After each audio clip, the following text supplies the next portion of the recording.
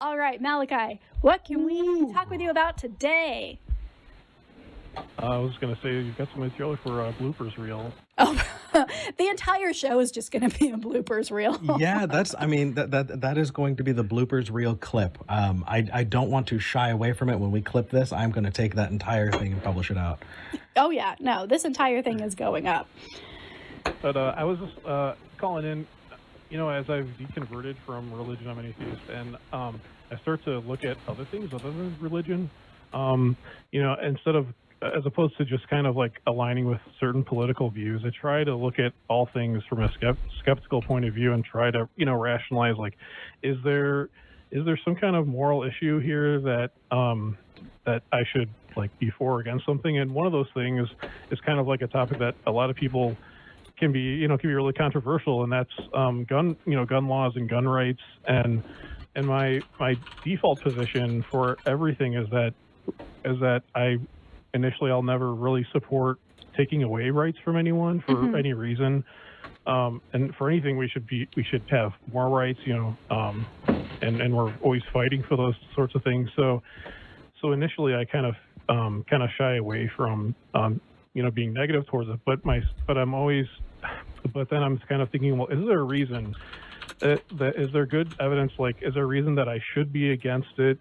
And I kind of go through a thought process of, like, it's an inanimate object, it's amoral, immoral or moral actions are committed by people and not things. And so I just kind of wanted to, like, bring that up, kind of like as skeptics, how do we go through life and try to evaluate these sorts of things from a skeptical point of view, and how do we know if we're right or wrong? And that is actually, I love the fact that you called in about this, because this is exactly kind of where I would love this show to ultimately go is, let's talk about how skepticism applies to gun ownership. That's a really interesting topic, and hopefully one that people will be weighing in on in the comments in the live chat.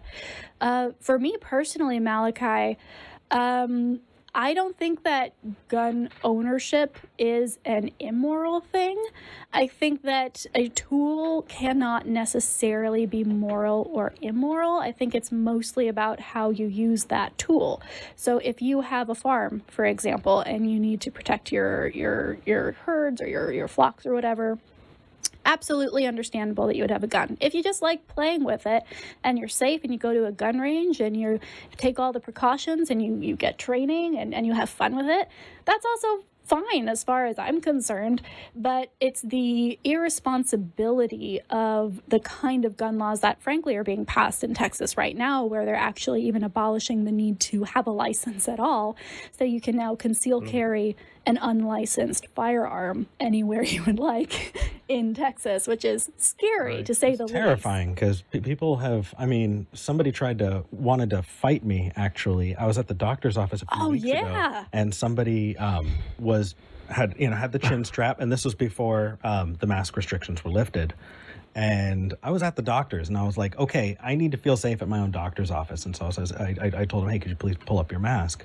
And he tried to get me to go outside to fight him. Yep. If that guy could carry a gun, I'm sure he would have. And as angry as he got, that could have wound up really, really bad. I've got a couple of other opinions, but I wanted you to... The only other thing I would say there is that there is also this element of, we have to acknowledge how some people are encouraged to have guns and other people are discouraged from having guns. In fact, it can be lethal for them to even carry facsimiles or toys that look like guns, right? A lot of the police shootings that happen of Black people, especially Black men, are, oh, well, he had a gun. Well, there's that disparity, right? There's that cognitive dissonance that we as skeptics need to pay attention to, which is, okay, well, then which one is it? If we're going to be consistent and skeptical in this, then we either have to say, yes, everybody gets a gun and can use it whenever they want, which frankly is a bad idea, or we need to regulate it and treat people who are just carrying guns around with maybe a degree of concern.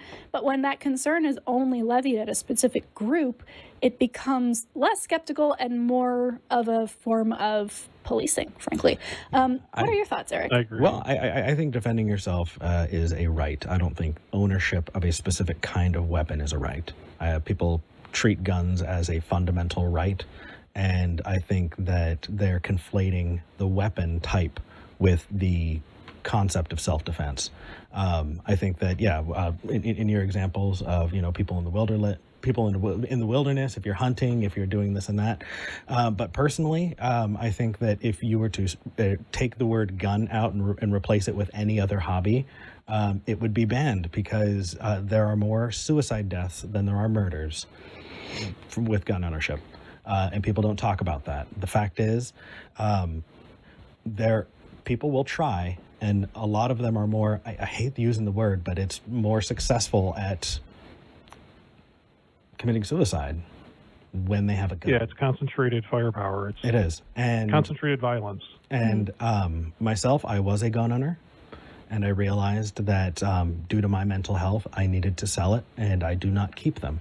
And I will not allow them simply because it is for my mental health. So I'm not going to sit and tell other people, but I do feel like we need to have a serious conversation about what activities we want to have, because the rates are horrendous. Right, and there's also, I agree with you on that. Yeah, and one more thing, and then I'll let you kind of weigh in, Malachi, as well, which is I like that you brought that up, because a lot of the conversation around mass shootings that are picking up again now that people are leaving quarantine is, oh, well, it was a mentally unhealthy person who did it. And that conversation can be so detrimental because of what you said. The mass majority of people who are mentally unwell, who have some kind of mental illness, and who interact with a gun in a negative way is not to go out and shoot other people, but rather to kill themselves. Most of the time. Yeah, so the fact that we only bring this up as a concern around, oh, well, what if this person gets a gun, is when other people are going to be harmed, as opposed to when that person could harm themselves. Yeah, it's just a much larger conversation definitely needs to be had, and I apologize. We probably should have put a trigger warning before this one. We didn't know this is where this is going to go. But Malachi, what are your thoughts here? Yeah. So I agree with everything that you guys are saying, and I think they're really good points. And at the more nuanced conversation to have about this is about regulations, and not necessarily just rights is kind of like the beginning part of it, like you were talking about, Eric. And then I think regulations are kind of the next part of how we try to allow people to have that right, but yet make it safe for everyone, and make sure that it's responsible. It's a responsible way of handling, like, for example, even though driving is not owning a car or driving is not a right, you still have to take a driving test and prove that you are capable of operating it in a safe manner, and you have the knowledge of how to operate it. And, that doesn't really touch on like the whole mental health aspect, but I think the analogy kind of plays through where, I personally have owned guns. I have a Republican family, like my parents are very Republican, and so it was just kind of something I just fell into without really thinking about it, and so that's why I'm kind of going back now and trying to, is this... You're deconstructing in other places in your life? Whoa, that's awesome. Like, does this fit in my worldview? Like, should I be doing this? And I've kind of gone back and forth on all the places, and I guess where I'm kind of falling is like, we need more, like, I would be perfectly fine with going and taking like a mental health exam or evaluation to show that I'm like that I'm in a state that's well, and also your gun example is a great one, just to add to that, or your driving example is a great example for that. You don't just get your license and you can drive forever. You have to re-up it. Right.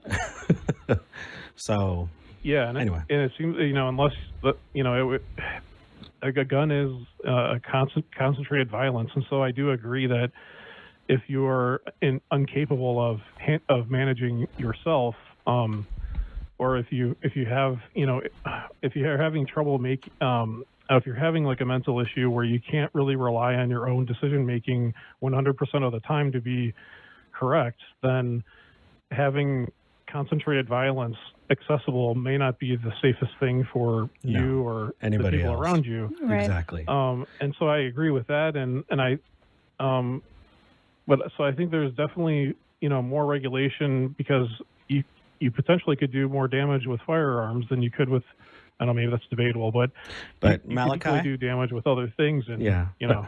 I think we've plumbed the depths on this though, just because it's a call-in show. I Oh, sure, yeah.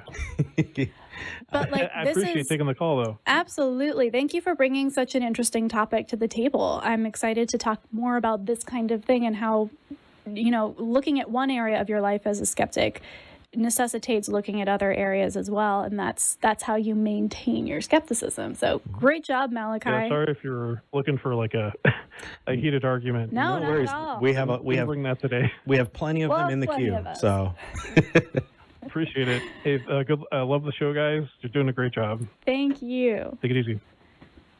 Bye.